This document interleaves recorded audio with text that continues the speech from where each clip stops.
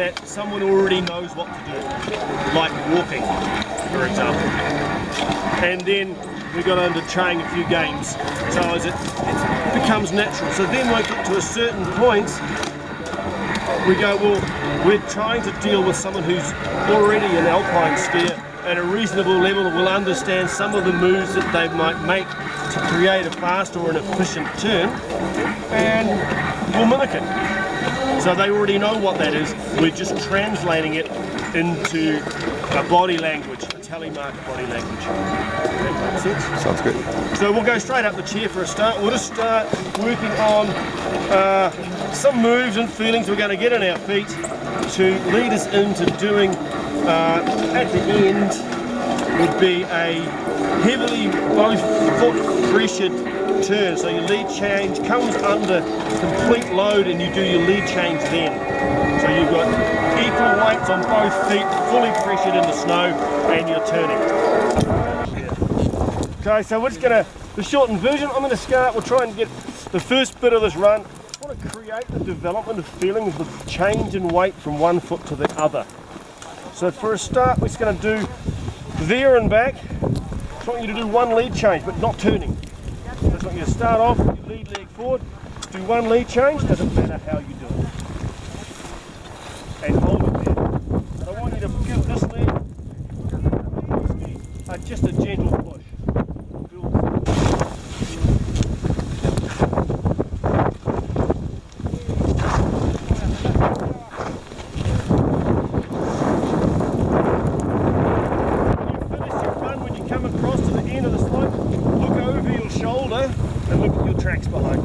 Make sure that you're leaving two even tracks, not one floppy one, smudged, so make sure they're both focused.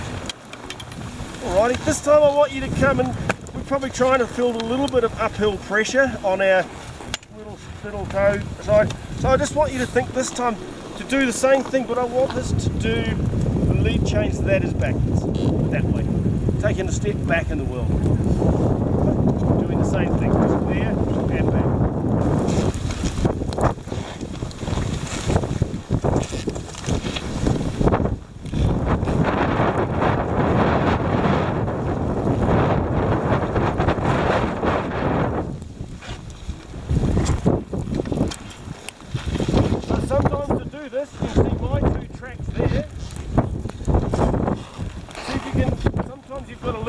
Just come apart enough to allow your legs to work independently.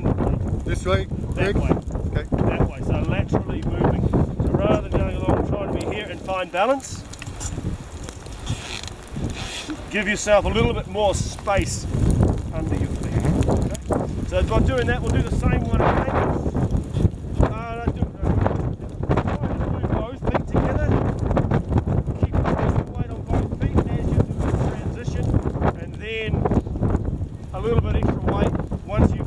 Transition on your uphill on your uphill ski.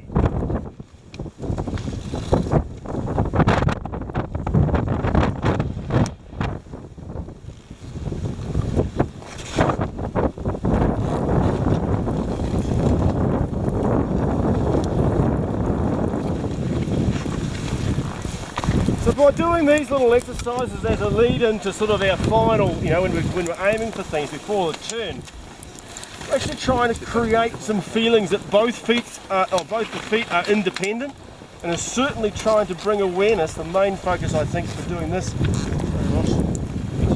is to bring awareness to the ski that's going to be the ski that drives you around the outside of the corner. Okay?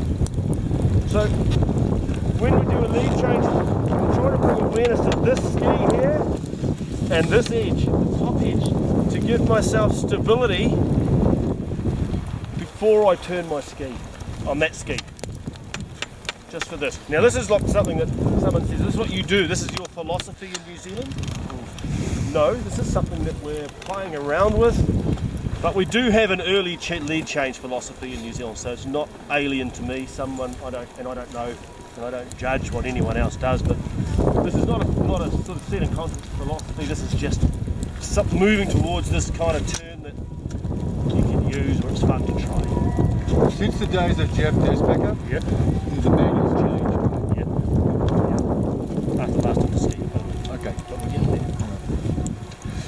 This time, when I call this turn, I just invented it. No, someone else calls it something else. The Mississippi, I'm going to call it the mother-in-law, because I want you now to do a lead change.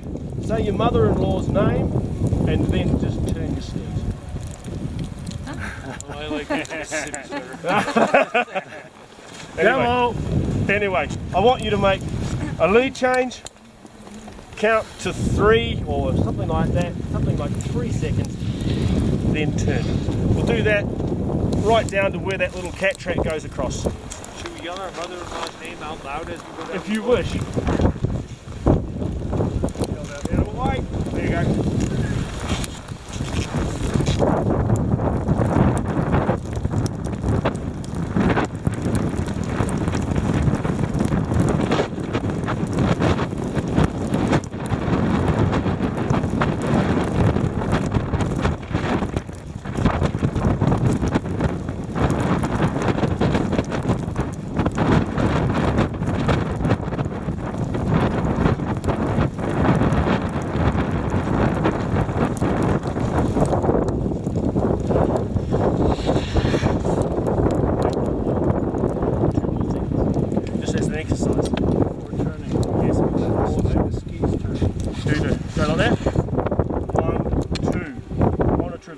Then turn. Okay. And that just get built, so that will be building up pressures. So what you're doing, I would do within the turn as a normal thing, but as an exercise, I want you to feel that pressure build up a little bit more. Right? So you're on this edge, then as you roll that, you're immediately on that edge.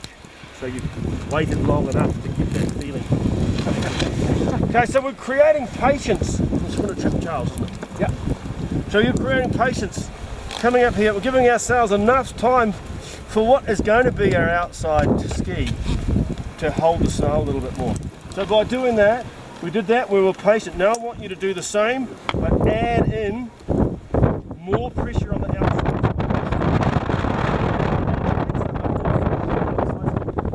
More pressure on the outside, but not to the point where you're going to push yourself into the turn. I just want you to get it loaded without the jump moving. Rather than doing that and standing on this foot, I want you to muscle tension that in the moment that you're holding the traverse and then turn. So there might have to be something go on. You might end up sort of broken up the rhythm of our turn. We've gone sort of up, down, we've become static. At that static point of sinking down, as you keep in contact with the snow or the ski on the snow as you're going around the corner. And then repeat again as necessary both sides until you get to the bottom. Right?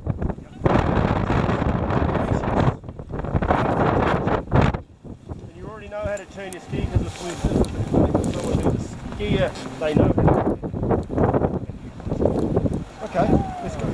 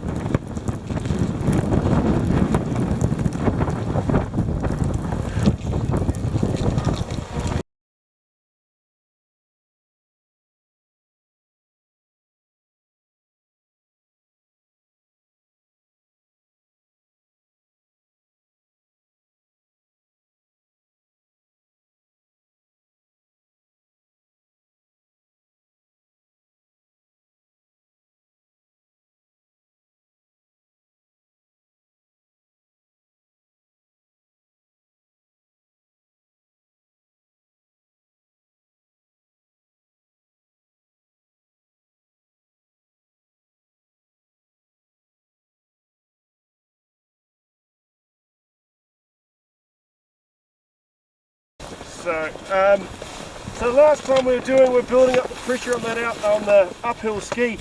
So this time I want, and being patient, so we can blend that in. So I want you to create a whole lot more pressure on this outside when you do a lead change. So the idea, if I was an alpine skier, I'm going to be open to the slope. I'm going to be looking where I'm going. My hips, tips of my skis and my shoulders are all pretty much going to be there, looking that way. I can't really do it down here, but I'm going to create some fairly strong movements. So we sort of got to be a little bit that way ourselves. We're going to bring our body around. We've got a lot of pressure on our skis, building up. I want to create more, but I want to use that energy. So if I'm going to attempt, when I do my lead change, I want to keep the pressure on my skis. And as soon as my lead change is there, and it's not letting the skis go too far, but pretty much if I can do a lead change with pressure on them, and then I extend to move my body into this point if I'm going to turn around here.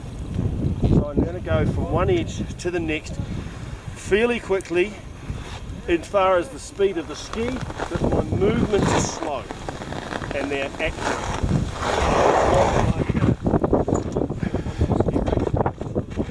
Punching it through and going.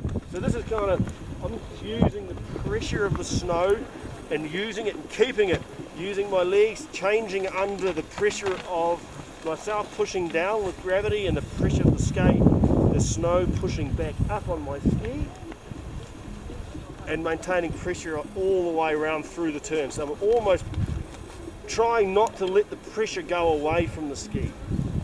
Does that make sense? Yep. Let's have a go. You might just stop halfway. If you ski down to that little cat track again, and I might just have a look at it. Okay. Does that make sense? Yep. So lead change, we're being patient, we're doing an early lead change under pressure. We're going to try and keep the pressure on their ski. Moving to an edge to edge.